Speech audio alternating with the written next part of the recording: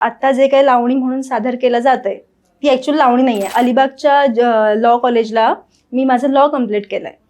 माझं BA झालंय, मी double graduate झालीय. लावणीचा कुठेतरी रास होताना आपण पाहतोय किंवा ती लावणीच रिमिक्स करण्याचा प्रयत्न होतोय.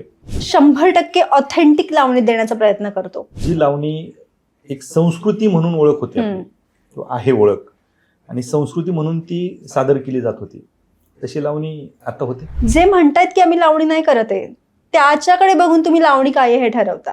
आणि आम्ही जर का म्हणतो आम्ही लावणीच करतो, त्याला तुम्ही नावं ठेवता. ज्या गोष्टीला नावं ठेवतात त्याच गोष्टीला आवडीने बघतात म्हटल्यावरती काय बोलणार. हे खरं आहे की एका रात्रीत चुकीच्या माध्यमातून लोक ट्रोल होण्यासाठी bad publicity is a big publicity.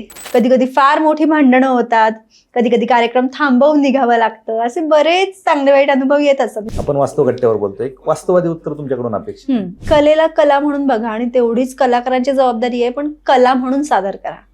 Expose करून लोकांना उकसवण्यापेक्षा तुम्ही स्टेजवरती कलाकार म्हणून गेलाय, त्या नटराजाला पूजून गेलायत, तर त्याचंच काम तुम्ही स्टेजवर करावं. महाराष्ट्राची संस्कृती जपताना तुम्ही नका ना त्यामध्ये भेसळ करू. बाकी सगळ्या गोष्टीत भेसळ आहे, ऍटलिस्ट कला क्षेत्रात तरी नको. तुम्ही 4 वेळा मंचवर ओरडा, 4 वेळा नाचायची आमची तयारी असते. एक समाजावरती पगडा पडलाय.